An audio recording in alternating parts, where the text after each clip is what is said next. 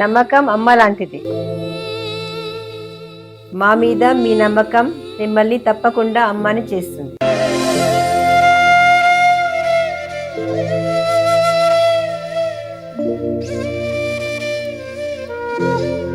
నేడు ఎంతో మంది మా మీద నమ్మకంతో అమ్మాయారు. మీకోసం అమ్మతనం ఎదురు చూస్తుంది. వివరాలకు సంప్రదించండి కిరణ్ ఇన్ఫర్టిలిటీ సెంటర్, హైదరాబాద్, బెంగళూరు, చెన్నై, ఢిల్లీ. మీన లగ్నం తెలియని వారికి రాశి చూసినట్లయితే మనకి ఇక్కడ లగ్నాధిపతి రాశ్యాధిపతి ఎవరు అని అంటే బృహస్పతి, గురు. సో వీరికి ఇప్పుడు ఏంటంటే శని కూడా ఉన్నాడు, ఇక్కడ లగ్నంలో శని ఉన్నాడు, అలాగే వ్యయంలో మనకి కుజ రాహు ఉన్నారు.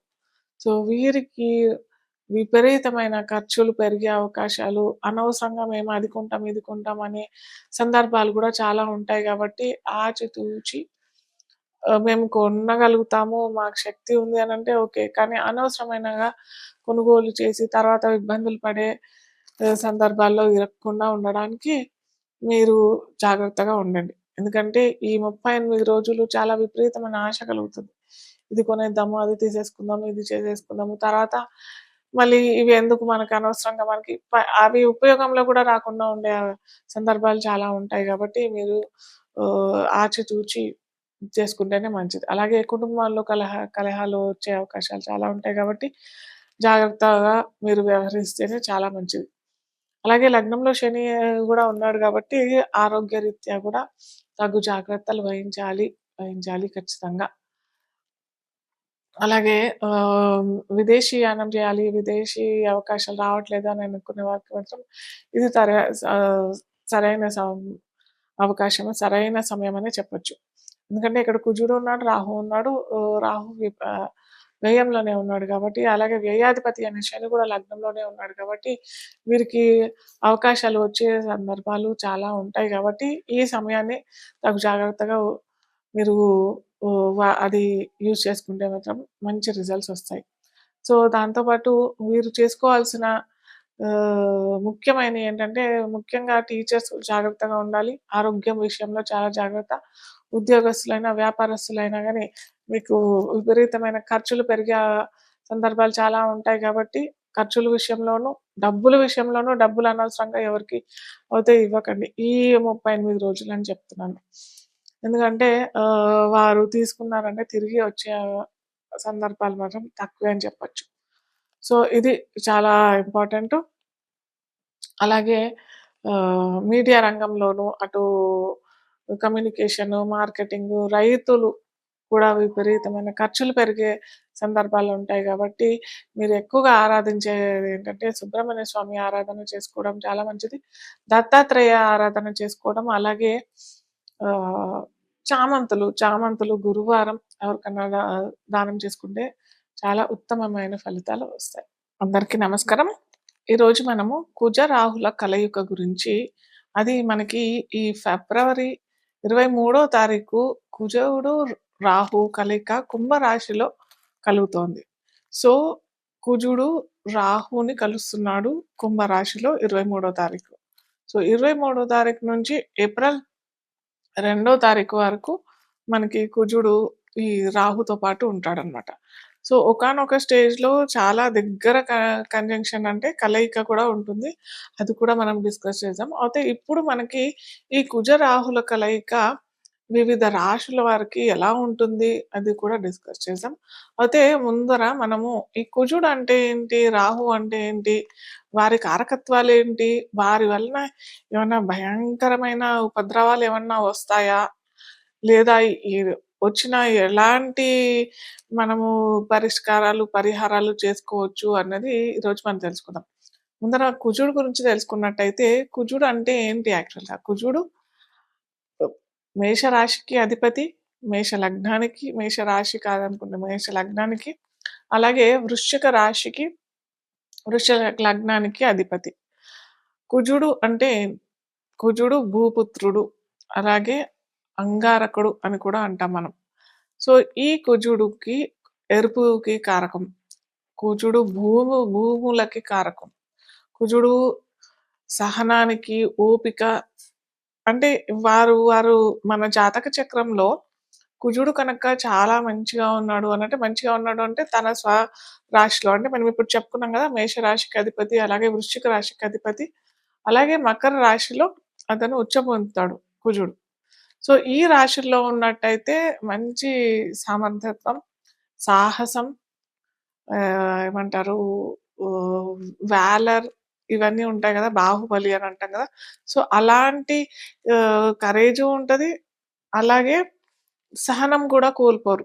ఆహ్, నిశ్చి నిశ్చలంగా మనసు, శరీరాన్ని అదుపులో పెట్టుకునే అంత సామర్థ్యం కుజుడు మంచి పాజిటివ్ కుజుడుకి ఉంటది.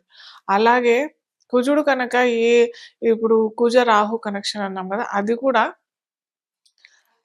మిత్ర రాశుల్లో కాకుండా శత్రు రాశుల్లో కనుక కుజుడు, రాహు కలిసి ఉంటట్టయితే, లేదా ఇంకా దారుణమైన కాంబినేషన్స్ ఉన్నాయి. కుజుడు, శని అనుకుంటాము.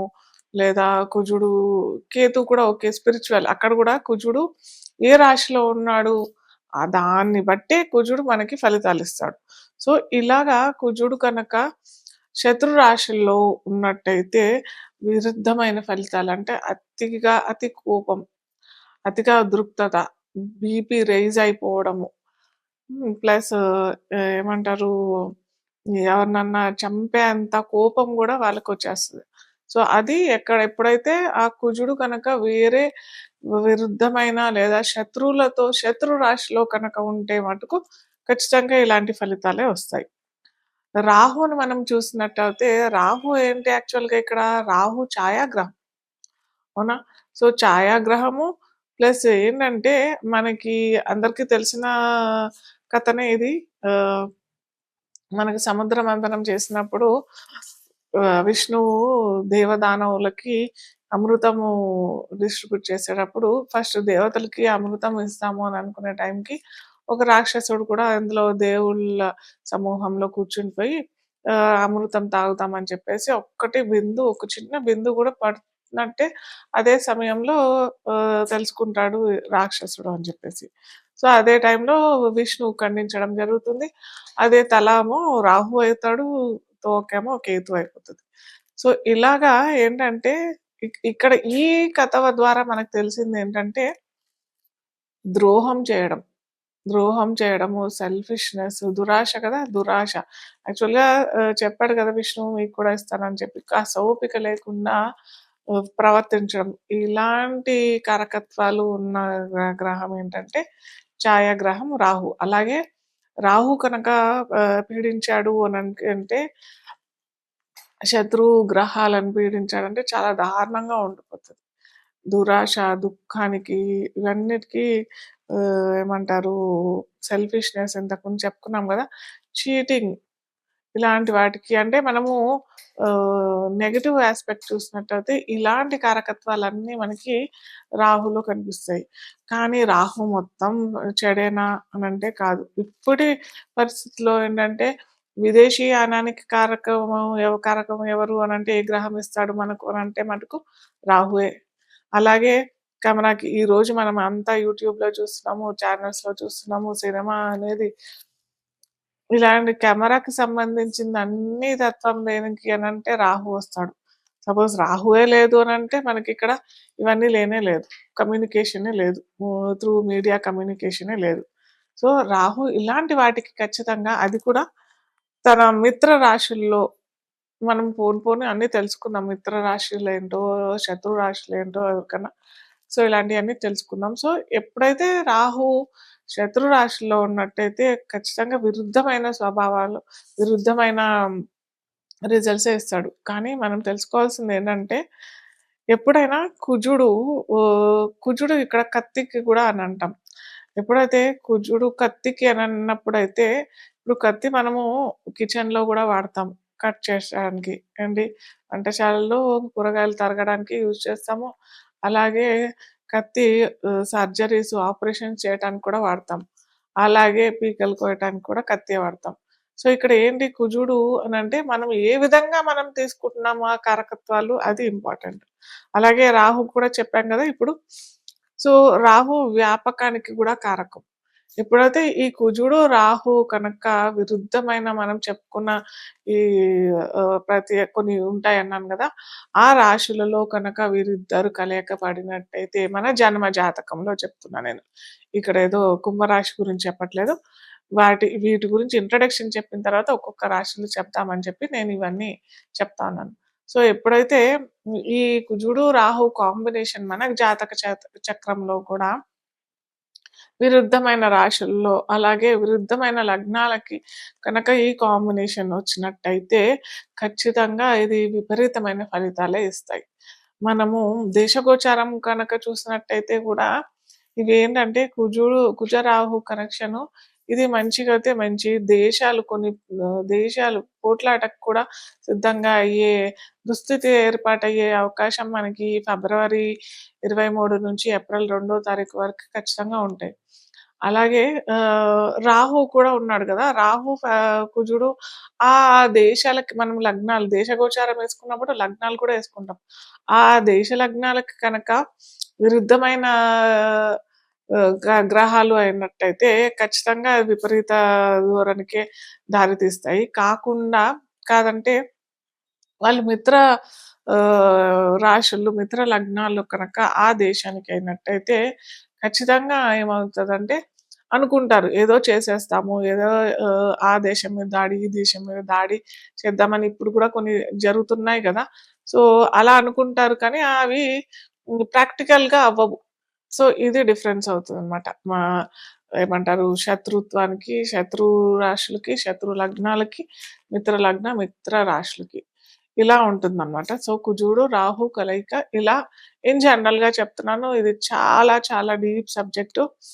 మనం తెలుసుకోవాలంటే ఒక్కొక్కరి పర్సనల్‌గా ఒక్కొక్క జాతకంలో మనకి ఎలా ఉంది కలయిక, అది రాశుల కంటే భావాలు, ఏ భావాల్లో వీరికి జన్మ జాతకంలో కనుక ఉన్నట్టయితే ఇది ఎటువంటి ఫలితాలిస్తాయి అనేది ఒక్కొక్క భావం బట్టి కూడా మనం చెప్పుకోవచ్చు. అంటే ఒకటో భావంలో ఉంటే, రెండో భావంలో ఉంటే, మూడో భావంలో ఉంటే, చతుర్థ భావం అంటే నాలుగో భావంలో, పంచమ భావం అంటే ఐదో భావంలో ఉంటే, షష్టమ భావం అంటే ఆరో భావం, సప్తమ భావం అంటే ఏడవ భావంలో ఉంటే ఎలాంటి ఫలితాలిస్తాయి అనేది అది వారి వారి పర్సనల్‌గా జాతకాలు చూసినట్టయితే మనకు తెలుస్తుంది.